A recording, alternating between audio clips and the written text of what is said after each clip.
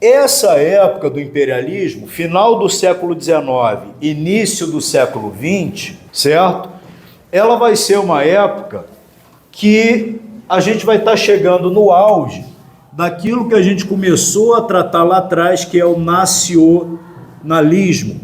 Então, desde quando a gente começou a falar lá atrás da reforma protestante, a gente começou a falar da formação daquilo que a gente vai chamar o Estado moderno, né? O Estado-nação.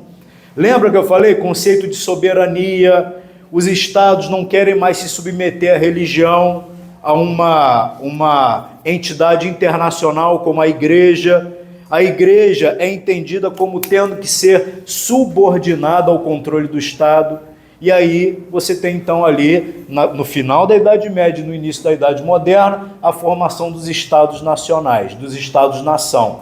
Esse processo vai ganhar um ímpeto maior na época da Revolução Francesa. Ali no final do século XVIII, a Revolução Francesa vai pegar essa ideia do nacionalismo, que na época era mais chamado até de patriotismo, e elevar essa ideia como, digamos assim, praticamente uma nova religião da sociedade, um novo elemento de coesão da sociedade. É o patriotismo.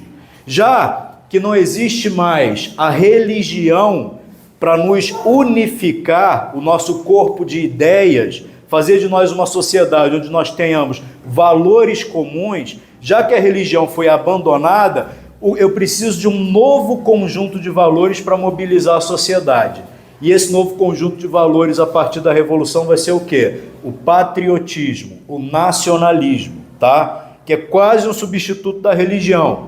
Tanto que, quando surge o nacionalismo lá, na época da Revolução, você imita muitos símbolos religiosos. Você tem o culto a símbolos como a bandeira. Nacionalismo não tem dessas coisas? Cultuar a bandeira, cultuar o hino nacional, entendeu? Os símbolos da nação, os grandes heróis da nação, que passam a ser interpretados como feriados nacionais, como antes você tinha o feriado dos santos, os novos santos do patriotismo são os heróis nacionais, né? Então você tem o dia de Tiradentes, você tem o dia da proclamação da República, e você vai lembrar Deodoro da Fonseca, o dia da independência.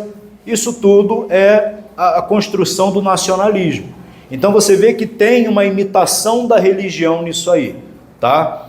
E o auge do nacionalismo, ele vai acontecer na Primeira e na Segunda Guerra Mundial. Digamos assim, veja que irônico, a ideia iluminista, né, de você suprimir a religião, era porque a religião é uma coisa ruim, porque ela é uma superstição, e ela é uma coisa irracional, e ela leva as pessoas a se matarem. Religião. Os católicos e protestantes estão aí fazendo guerras e guerras e guerras, se matando por causa de religião. Vamos acabar com a religião e instituir o Estado laico. Beleza. Aí vem o nacionalismo, e o nacionalismo vai gerar o quê? Guerras muito piores, né? A Primeira Guerra Mundial e a Segunda Guerra Mundial, que foram as piores guerras de todos os tempos, né? Por exemplo, quando a gente vai lá e fala de toda a teoria fascista, a teoria nazista, né? Eram ideias o quê? Nacionalistas extremadas, né? O nazismo é um tipo de nacionalismo extremado, né? A minha nação é a mais poderosa do mundo, nós somos um povo superior, uma raça superior, e por conta disso eu tenho o direito de dominação sobre outras nações. A nação é colocada em primeiro lugar. E a população, tudo é pensado com lógica na nação. Ou seja, o nacionalismo é uma ideia que assim, eu tenho que engrandecer a minha nação. Para mim engrandecer a minha nação, isso está em primeiro lugar. Tudo se torna subordinado a isso. Tudo é manipulado para você fazer o engrandecimento da nação.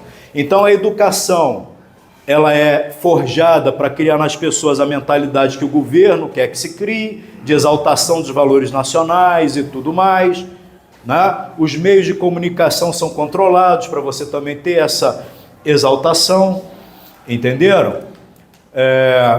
A economia é controlada pela nação, tá? tá? Então, por exemplo, você não tem uma liberdade econômica plena, você tem um governo que ele controla o funcionamento da economia, ele controla a mobilidade social, tá? Ou seja, a gente vai chegar daqui a pouco a estudar o fenômeno do totalitarismo. O que é o tal do totalitarismo? Que os principais exemplos foram o nazismo e o comunismo.